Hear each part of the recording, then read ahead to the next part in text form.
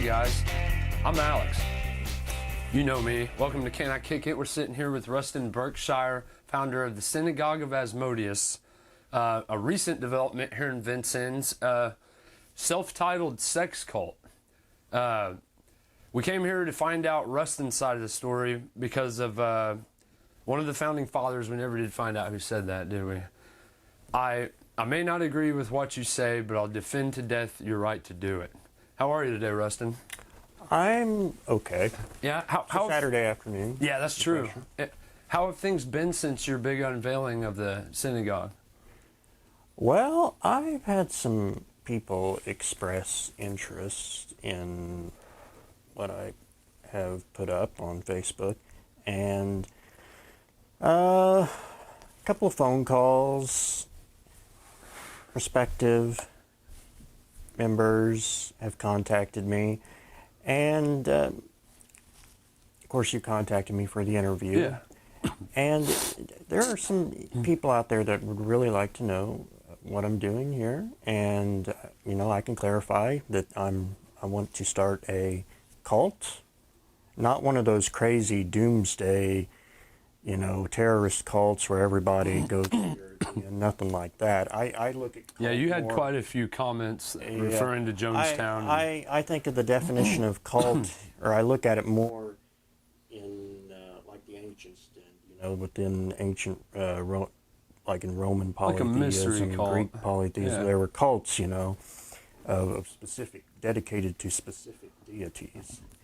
And that's what the Synagogue of Asmodeus is about. We're a cult where anyone who's interested in the community or from anywhere can join in and express their sexual desires and fantasies to others who have the same interest and would like to, you know, they can share with others who are understanding.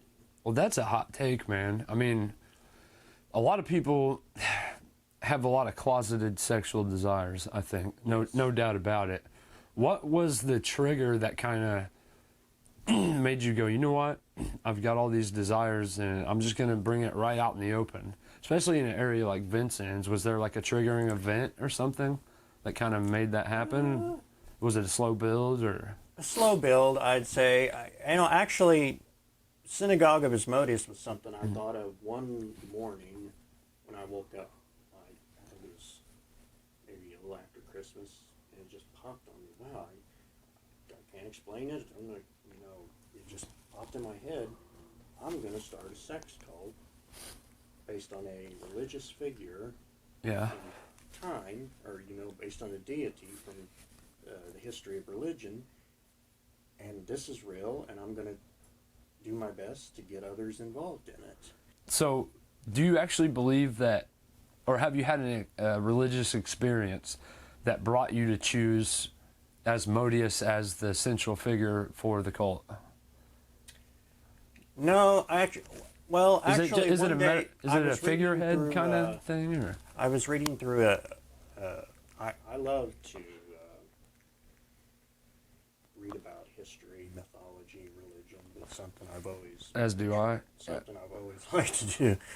I majored in social science when I was in college, took mostly history classes. And I was researching, I was reading a real old manuscript. It's published in 1589 called Treatise on Confessions by Evildoers and Witches. It was written by a German monk in the 16th century. And I looked at, he established 7 princes of hell. And demonic, what they are, they're demonic personifications of the 7 deadly sins. Oh, okay. And one of those is... Will you explain what a personification is for those listening? Personification is just... when you personify, you take an abstract idea and you make it into a person. Right. So it's more relatable to people. More relatable to people. And kind of like animators do. Sorry to cut you off. It's kind of like animators do with animals. You know, they give him, Correct. Yeah. that's a personification. Anyway, he personified the seven princes. Yeah, Peter Bensfeld was his name. He wrote the book, and he based the seven deadly sins, or he attributed the seven deadly sins to these seven demons that had been established in literature way before then. But I got to going down. I thought, which one's more like me? You know, and let's see, you've got Lucifer here, the Prince of Pride. You've got Belphegor, sloth, which is laziness. Yeah. You've got Mammon, greed.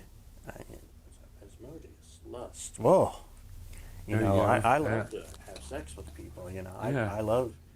I think most people do. Oh yeah, and you know, I watch porn. I'll admit, and you know, it's something that's oftentimes it's very much part of my life.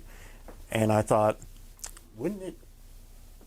You know, well, I thought to myself, here's what I'm going to do. I'm going to start a group based on this deity, on this demon, and I'm also going to include his consort Lilith in it as well, because his feminine half. Basically. Well, yeah, she's his wife basically. Oh, really? Okay. And in literature and legend, and others can join in. You know, those who have sexual needs can join. You don't have to have sex with me if you don't want to. It's up to you. You know, it's all based on consent. Right. But most definitely, you'll meet others that you know you can. Well, if you build it, they will come. Yeah. Yeah. Literally. And like I say, I've been reading this work and thinking about this, and I woke up one day and I thought, right, here's how my mind is just going to bring all this together. Yeah. I'm going to create a Facebook page. I'm going to call it, you know, there's the Synagogue of Satan in the book of Revelation. Well, Satan in Bensfeld's classification of demons is the Lord of Wrath and is a separate entity. But I'm going to call this the Synagogue of Asmodeus. Such it was born. And the very day I thought, well, how can I get this out there? And I'll create a Facebook page and put up a few posts. You had some comments on the page, because when I saw it, I was like, is somebody joking? And then I saw the seal, and I was like, no, that's legit. I've studied quite a bit of theology in my days, not that specifically, but someone says Asmodeus is another word for Satan, and I was like, no, that's not correct. No, I think, you know, over time in Christian theology, they've come to kind of combine all these figures that are all the devil. They're all just, you know, maybe different manifestations. Like facets. Or just right. different names for the devil. But Asmodeus is a demon in hell, as is, you know, Belphegor, Leviathan in literature. They're separate entities. And I chose Asmodeus because of Bensfeld's classification, the lust classification. Right. And also there was an earlier work in the 1400s called The Lantern of Light, an English Lollard tract. It's attributed to John Wycliffe. They don't know exactly who the author was. But Asmodeus has the same classification. Right, and in tarot, the hermit is holding the lantern, right? And in the lantern, it's the Star of David, which the triangle pointing up is the masculine, or fire, the element of fire. The triangle pointing down in the Star of David is the feminine. And in the lantern, they're brought together, so I think that must be a reference to what you're talking about. Mm-hmm. Pretty interesting side note, I thought. I'm pretty interested in tarot cards. I mean, do you think there's actually... This is a pretty fundamental question, but do you think that there's actually evil, like Satan is an actual entity, or do you have any thoughts on that? I mean, in your cult, to be more specific, are you hoping to actually worship an entity that you believe exists, or is it just a personification? Just for clarity. Okay. In other words, what you're asking me is, do I believe we're actually worshiping a being that exists? Exactly. 'Cause that's out what a there, lot of or if people it's just a symbolic. Exactly. Yeah. I look at it more as symbolic, Okay. but you know, I'm a bit of an agnostic really in faith, and you know, we human beings don't know everything. There's still a lot, I believe, a lot of knowledge out there that hasn't been discovered. Yeah. But yeah. Okay. Well, I guess, how do you see yourself as the leader Yes. of this? Yes, I thought of it. Yeah, I created you're it. the founder. I'm the founder, Right, and, high and the priest. high priest. Mhm. Okay. Do you see okay, like the Catholic Church has a hierarchy, right? Do you see that developing into something of the same nature? Possibly. Yeah. There could be other levels of clergy within the Synagogue of See, Asmodeus. That's interesting. Definitely, there could be, you know, assistant clergy under me, and Right. so on down. You're going to need help, right? Yeah, for sure. Are you going to have like a janitorial crew to clean up after the party? Yeah. That was a joke. Anyway, no, I guess what I'm trying to do here, the whole point when I saw first of all, I was on Facebook and I saw that pop up and I was like, wow. You probably initially, like many Like others, everybody, thought that yeah. this has got to be a joke here in Vincennes, Indiana. Well, there's Right. no way, you know. But no, I'm completely serious. Okay. About it. I think it's important to clarify to people that you're not actually worshiping an entity, you know? I mean, if you have any chance of getting a following, I guess my next question is, where do you see this in parallel with your career in life? Do you plan to keep a job, or are you taking donations, or? 'Cause you'll have to have some kind of financial assistance. right, or some kind of. Have you thought that much through?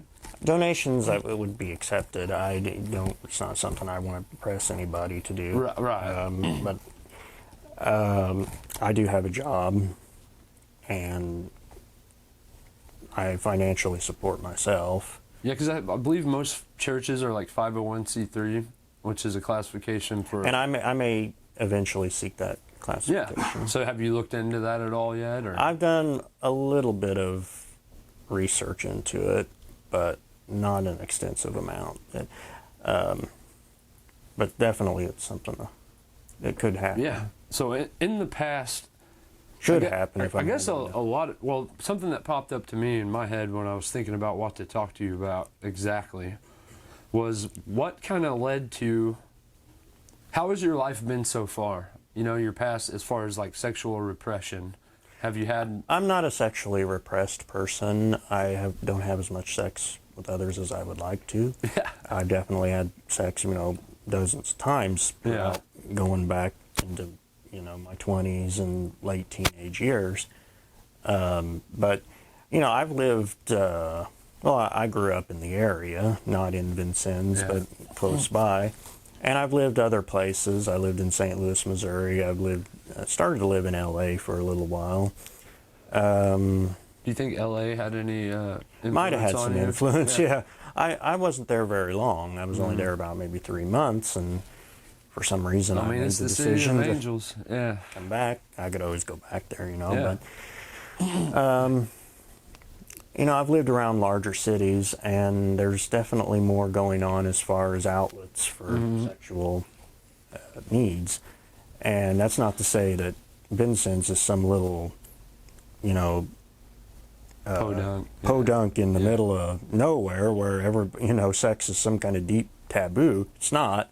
But to me, I feel like there are ways I could get more people. We could get not just from. There's a lot of sex cults out there, no doubt about it. I mean, with this whole Epstein thing, you know, Jeffrey Epstein, that kind of gives you a bad connotation right off the bat. I don't want to be associated with Exactly. Jeffrey Epstein or what was her name, Ghislaine Maxwell. Ghislaine, Prince Andrew. Now, I mean, that's where people's minds are going immediately, and then they're picturing the worst possible. And I made it very clear, I think, consenting on the page that, you know, all participants must be 18 plus years of age. I will check IDs. Someone told me they thought the legal age of consent in Indiana is 16, but I'm not going to no. allow. I And wouldn't don't even think- play with that fire. No. You know, I don't Well, want nor would I want to. You know, that's 18 plus. Right. And there's got to be verification. So this kind of brings up another little inquiry in my mind. Like, where are you at on marital relations, and what is your philosophy as far as monogamy versus polyamory or marriage even? Do you have a general? My current marital status is single. Now, I've dated in the past. I've never been married. No kids, but I've dated girls, and you know, they were mostly just short-term type casual dating, hit it and quit it kind of deal. relationships. Yeah. Nothing long-term, no serious commitments. And you know, I like I say, I study religion, I study social science, and you know, I'm not fond of the traditional constraints Christianity, Judea, you know, the Abrahamic religions, as well as many non-Abrahamic religions impose upon even Islam couples. I find that I'm an advocate for sexual freedom for both men and women, and you know, women should have the same equality as men in sexual freedom. Totally. I don't think that, you know, marriage is something. You know, I embrace the concept of polyamory, which is multiple partners. Yeah. How does that affect your potential living situation? I mean, by which I mean, where are you at on love, romantic love? Well, presently I'm single and looking. Right. But I mean, I'm trying to ask here is like, if you found a girl and would you fall in love with someone, or do you think you could love anyone? Is there? I think so. I think, you know, that I could, you know. So if you found a good girl or a guy or whatever, are you bi? I'm Trisexual? heterosexual. Oh, are you? Okay. So if a sexual But situation. people of other sexual orientations are not excluded. Right. Well, boy, you couldn't be with that, could you? That wouldn't be very free. No. So if you found a good girl and you fell in love, so your idea would be the polyamorous situation where Yeah, she can date other guys if she wants. right, just I don't sexually. care what form of polyamory it is, and then I'm aware there are different forms of it. You've got the you know, there are many solo polyamorous that just wander in and out of relationships. You know, there are no borders. You know, for this person, you might have a certain set of commitments. Can you take care of this and that? But I find that I'm fond of the polyamory concept. Yeah, I mean, I've definitely. All right, we're going to take a break, and we'll be right back with Rustin Berkshire.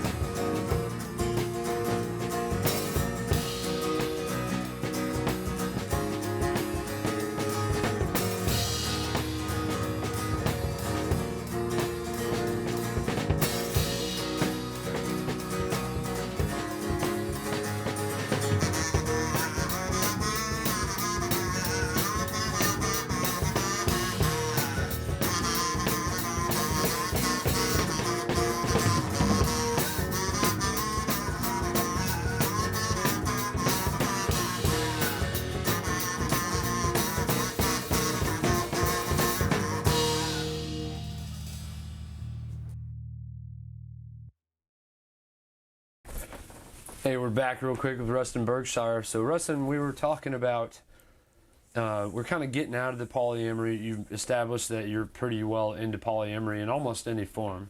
So that means you have a lot of respect for women, right? You said you're heterosexual. How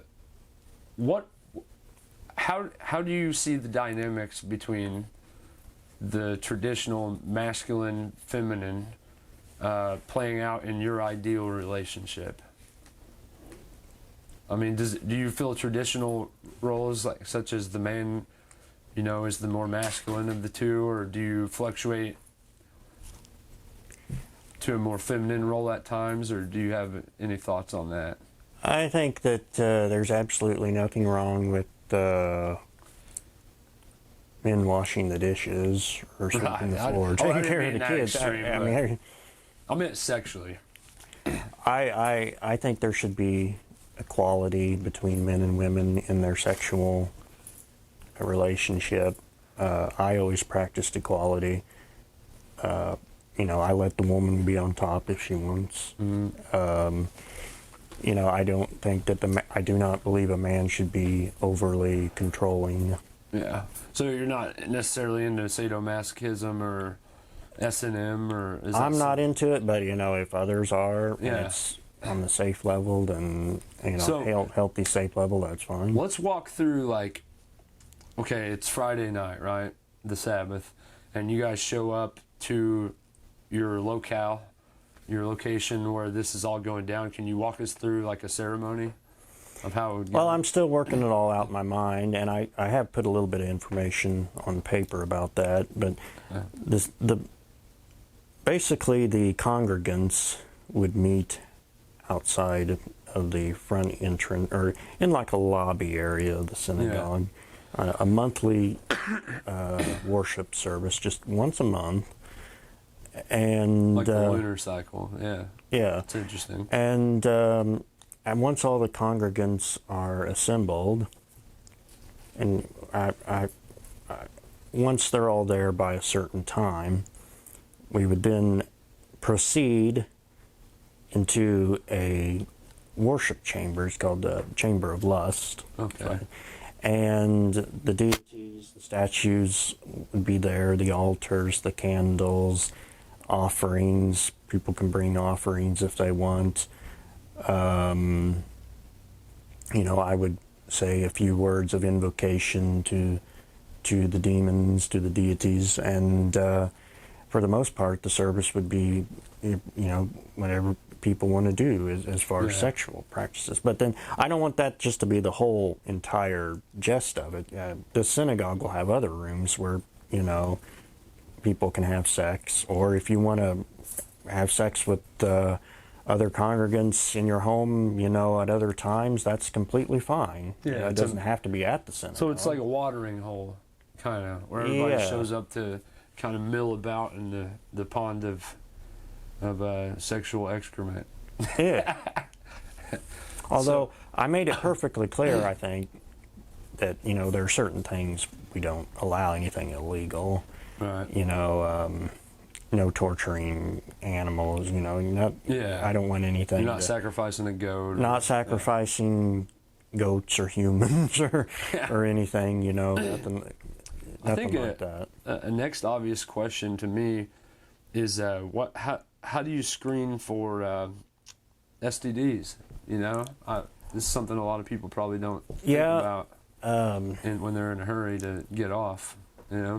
Yeah. Screening for STDs would have to be done by the person at a local clinic. Probably monthly. On a monthly basis. Yeah. I know Health Connections in the Pace building has they'll know you by name by the end of the year. Yeah, they screen for STDs, and maybe the synagogue can help out a person financially a little bit if they need it. If you don't have insurance, or if you don't have Medicaid or whatnot. Financial assistance. Do you have a location, brick and mortar yet, or what's the situation there? Okay. Working on it. I've had suggestions. I know one person approached me and asked about the synagogue and asked me the same question you've just posed to me, and I told him, well, no, I don't have a permanent location. He's like, well, you ought to Airbnb, around town. I guess it's an option that's definitely on the table, but I personally would prefer a more permanent, fixed type situation. A church, basically, or a synagogue, rather. Yeah. Yeah, a permanent location rather than Airbnb and then have to communicate to everybody, well, we're going here, we're going there, and you know. Have a Facebook group page, that'd be a little awkward. Yeah. Are you worried at all about the outcry from the people, the townsfolk? Not really. I expected it from the start. I know I know you've got those who think it's terrible, you know, it's against their religious beliefs. Heretical. It's awful. Mm-hmm. You know, they don't want this kind of crap in their town, yada, yada, yada. And I claim the First Amendment, you know, freedom of religion. All the sex is consensual. Would you like to say anything to those people? Because I guarantee they're watching right now, this camera. First Amendment, freedom of religion. That's it? He's pleading the fifth. The first. Yeah, he's pleading the first. And also there's a right to privacy in the 14th Amendment. The First Amendment guarantees freedom of religion. Sex is our religion, it's our belief system, and we have the right to do what we're doing. Yeah. So that kind of brings up another point to me. You're going to have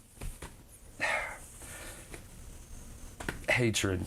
I mean, outright hatred, if not vandalism. Possible violence. Right. Do you have any measures in place mentally for security? Yes, I do. I'm working on a security plan right now. Right. And it involves cameras, locked doors, possibly a security staff person. Yeah. But, you know, that would involve some money to have to pay a person to do that. It's something I'm researching right now. So are you finding out as this goes along that sex cults are a rich man's game? I can see where it would definitely help to have a lot of money. But, you know, what I can make this happen if others participate and join in and help me make it happen. I mean, at a fundamental level, you need other people. Happen. Because it's not a sex cult if it's just you masturbating. You know what I mean? Yeah. That's not. That just looks pathetic. Yeah. So, would you say you're a pretty lonely person, Rustin? Most of the time, or I mean, I wouldn't say that I'm lonely. You have friends and stuff. I have friends, coworkers, people, you know, those I talk to. How was making this group public on Facebook affected some of your friendships? Have you had any fallout or familial problems? Or not at all. I don't know to what extent my family knows about it. Right. But if they find out, whatever. Yeah. But it's not something you talk to them about at Thanksgiving or anything. No. Yeah. No. I'll tell you this: they're not going to let you stuff the turkey. That's for sure. Say, "Oh, Rustin, we got it." So, what do you think is the next step in making this happen? I think mainly what I need to do is just letting the residents of this community know this is here, this is my idea. You know, whatever if you feel you have the need, you know, if you feel your sexual wants, desires, preferences, everything, just come here with it and find other like-minded individuals that you can express it with. Yeah. And, you know, to get the word, the initial step, the most important step is to get the word out to people. So what extent have you studied the symbolism and the religious aspects to this, like Asmodeus and Lilith? What can you tell me about Lilith? I've heard things over the years in my readings, but... Yeah, in Jewish mysticism, she is heavily associated with lust. She's the incarnation of lust. According to what texts? The Zohar is one. And that's the Jewish? alphabet of Sirach. Okay, I don't know of any of these. Yeah, those are two texts in Kabbalistic.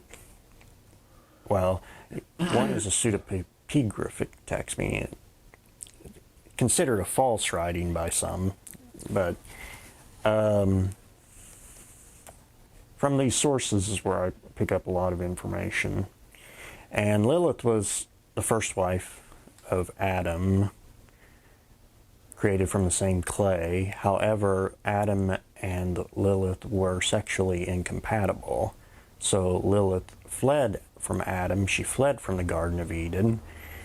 God sends these 3 angels to fetch her, but she will not go back with them. So she becomes a demon and marries the fallen angel Samael. Okay. Or Satan. Samael is Satan? Yes. And then later, in later legends, she's also the consort of Asmodeus. Okay. So Asmodeus is... She's a queen of the succubi. She tempts men into having sex to create more demon offspring. And there are also other stories about her. Many of the stories involve lust. Some of them are not so nice stories about it. She supposedly strangles children and whatnot. Yeah. In none of those stories are those 2 aspects of her together. The lust and the child killing are 2 separate aspects. I only recognize the lust aspect. Right. Are you afraid at all that you might drum up some kind of spiritual entities that could cause strife in your life or to those of your congregants? Not really. So whatever happens, happens. And yeah. The future is the future. Now, I've known people who've messed around with demons and summoning demons. I've read the Necronomicon, although that's a fictional... Book of the Dead. That's a fictional book, actually. But I've known people who... You haven't died yet. No, not yet. Yeah, supposedly, I've read where you can die if you read certain passages. I didn't read the whole thing. Maybe that's the deal. Do you find it's kind of silly that people are so turned off by sex? And if so, what do you think is the cause of that in our society? I think it's silly, and I think there are a lot of reasons for why certain people why people are turned off by it is because they have these negative images of it, or they have a really rigid belief system instilled in them by their parents or their grandparents, their family, that it's something that's... So it's a generational... Married, it's taboo, it's something you do to have kids. I mean, you've got that spectrum of it, and then you've got the sexual freedom spectrum on the other side. It says, enjoy it. You're only alive for so long. Yeah. Do what brings you pleasure. And I mean, that can extend beyond sex. That, it could be gambling, whatever brings you pleasure, do it. What would you say to those who would say that... Sorry, would you still go say ahead, go ahead. What would you say to those who would point to the obvious downfalls of certain vices and lusts? I mean, do you have a policy of moderation? Right. You said it before I could speak. Right. I mean, that's the only way I could see it going, really. Yeah, moderation in all things. Don't overdo it. Don't hurt anybody to do it. Right? Don't hurt anybody. Moderation. So, what would you say are your core tenets, like your morally? Well, moderation is definitely one. Be nice to others. Do to others as you would have them do unto you. Right. Are definitely big moral tenets of mine. I'm a big fan of, I don't follow sloth, Belphegor. I believe in employment. Work, get a job. Yeah. Although I realize there are those that, maybe can't do it because for some reason, but I place a lot of value on work, moderation, treating others as you want to be treated are very important core tenets in my life for me. Don't overspend. Money is something you need. Money's a tool. Yeah. Don't spend too much. In my personal life, like exercise, I believe in physical exercise. Although I don't feel I get enough. It's something I try to work into my routine. Yeah. Well, if you want to have the sex cult, it would help to be in good shape, because you're going to be really tired. Hopefully. I mean, if all things go well, you'd be really tired.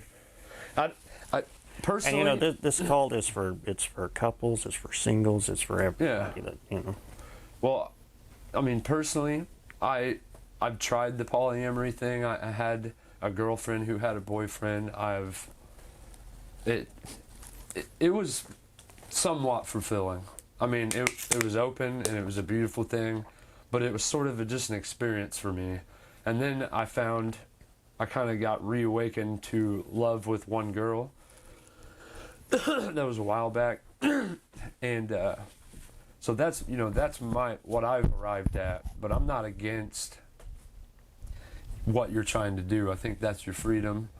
And I think a lot of the backlash and hate that you're going to receive, it's not right, but it's going to happen. So I feel like... And I expect that. Do you do well with confrontation, or how do you deal with confrontation? I deal with confrontation in a assertive way, I guess you would say. Can you fight? I don't believe in...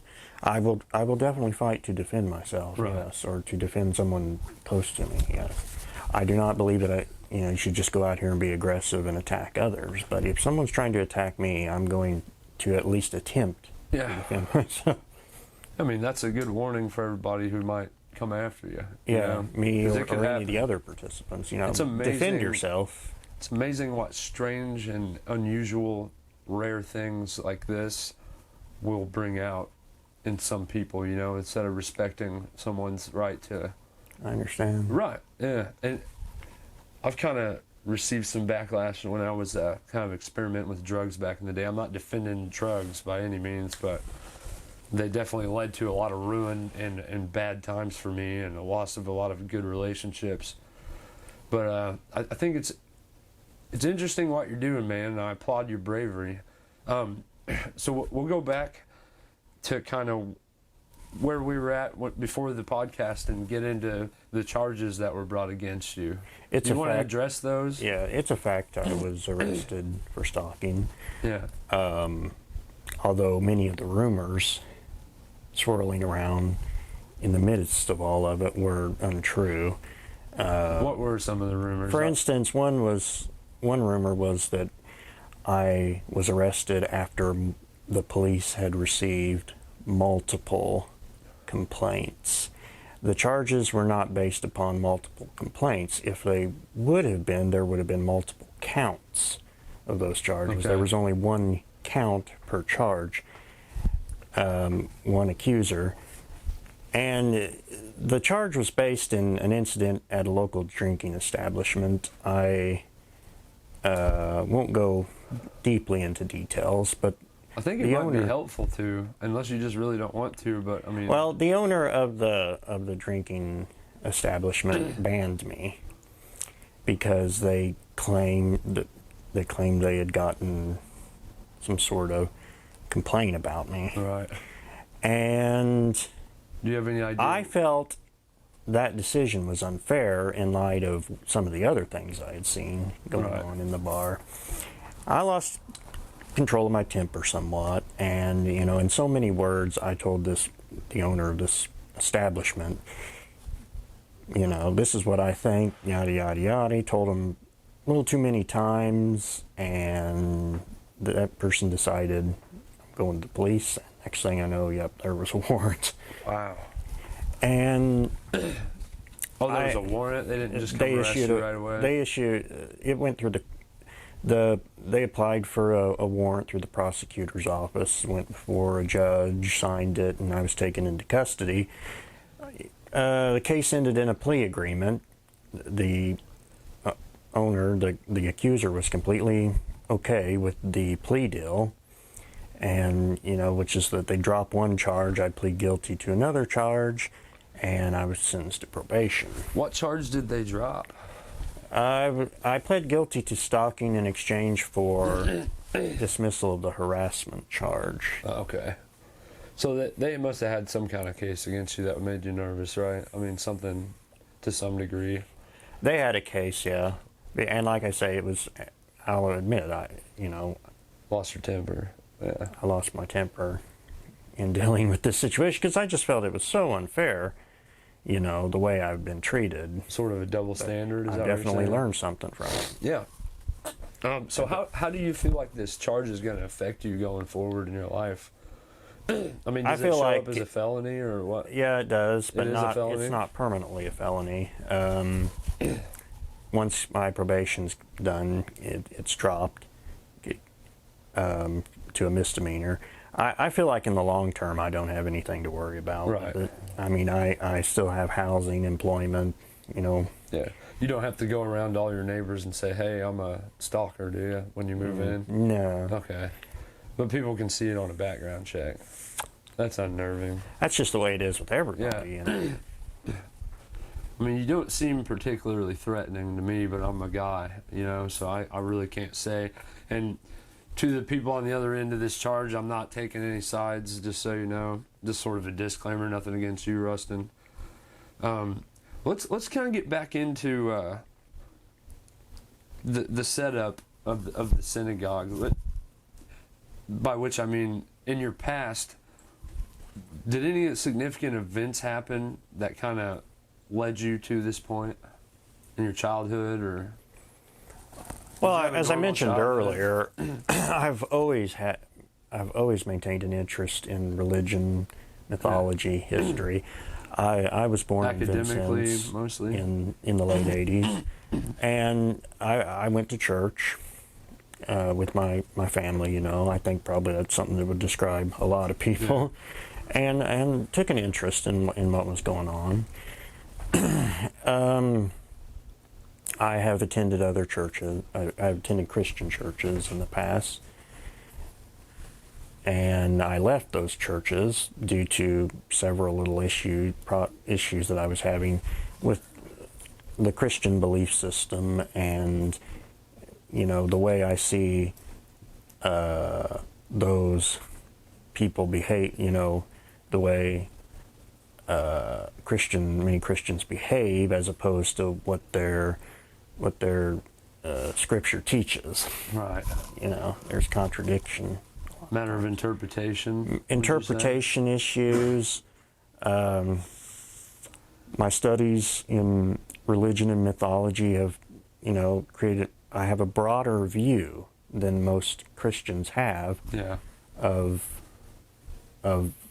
you know, a broader view of things. And I thought, I got to leave it, you know. I got to just walk away from this, and I never went back. Do you find anything redeeming about the Christian religion at all? I mean, surely you've taken away some. I mean, because on the one hand, you can't say. I don't have anything against, you know, someone if they want to go to a Christian church. Don't have we all have our religious the religion liberty. itself, though. Yeah. You know what I mean? You know, there are nice people that go to church. Yeah, absolutely. You know, yeah. But I finally one day decided that I'm going to walk away from it and do something. You know, I became a spiritualist, like an independent spiritualist, and then next thing was Asmodeus, the synagogue, and this is where I'm going with things from here, and I hope to make it very long term. Do you hope that this will transcend generations? I do.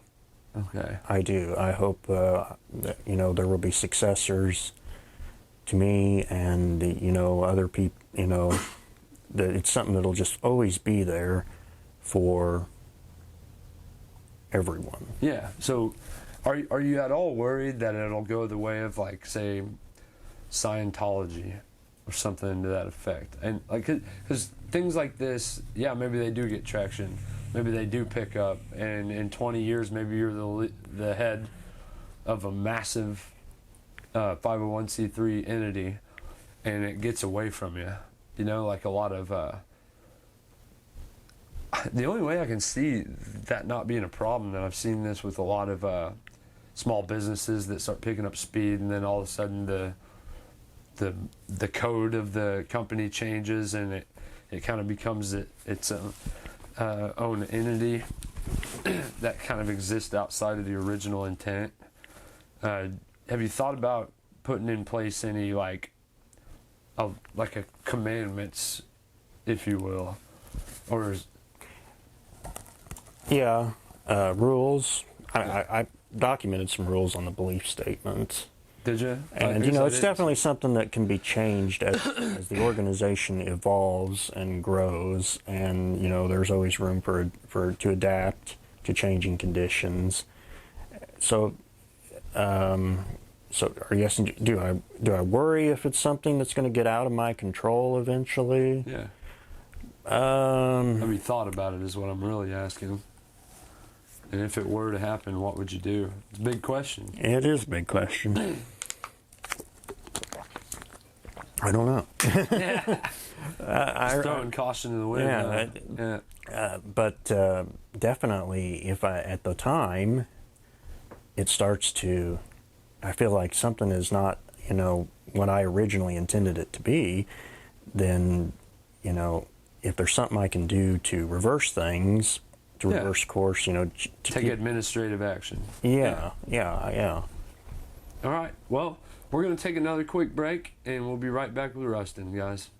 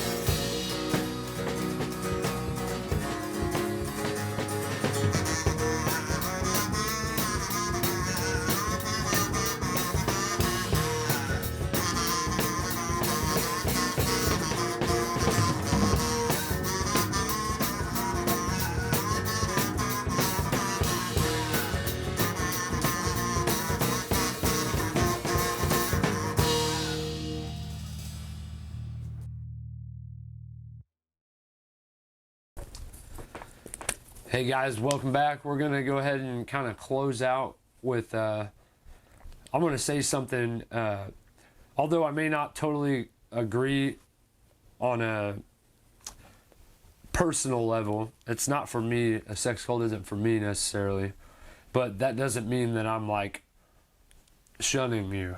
And that's, I think a lot of the backlash you're going to get is either going to be from ignorant people who have no idea about the theology, who assume you're actually worshiping a demon, which to them brings to mind connotations of like goat slaughter and the corruption of children and family values. And I can't blame them either for that, because they're afraid. They're afraid that, the world that they grew up in, the one that they worked hard to preserve, is kind of crumbling. And for that reason, I feel like a lot of people are going to try to push you out or make fun of you. But by talking to you just on the phone and here, you don't seem afraid of that. And I'm just wondering, where do you get your courage? Is it just desperation, or is it... Not desperation. It's just not caring. People think that you have the freedom to think whatever you want to think. Yeah. And it's a free country, I mean, and in a free society, you have to expect there to be differing viewpoints. Yeah. And it's just something that has to be tolerated. Exactly. Yeah, that's extremely important and to the point, I guess, Rustin, I'll go ahead and, on that note, I appreciate you coming on, man. It's been a pleasure to meet you. I'll try to help you get this message to the right people. I'm not going to tell my grandma, but, speaking of which, before I leave Rustin with the last word, I'd like to say rest in peace to my grandma, Barb Thompson. Lovely woman, raised an amazing family. She passed away the other day, and she was really important to me. So send your love to my family if you don't mind. And on that note, Rustin, tell them where they can reach you. Yeah, you can contact me by phone the numbers on the Facebook page, or you may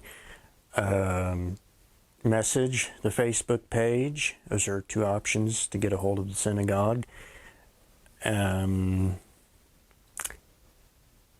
What are some things? Synagogue of Asmodeus. That's what you have to type to get to the page, and all the contact information is there. Pretty straightforward, man. All right, guys, thanks for coming and kicking it. Send us questions if you want me to direct them to Rustin. And we will see you guys on episode 20 with Memory Motel next weekend. Peace.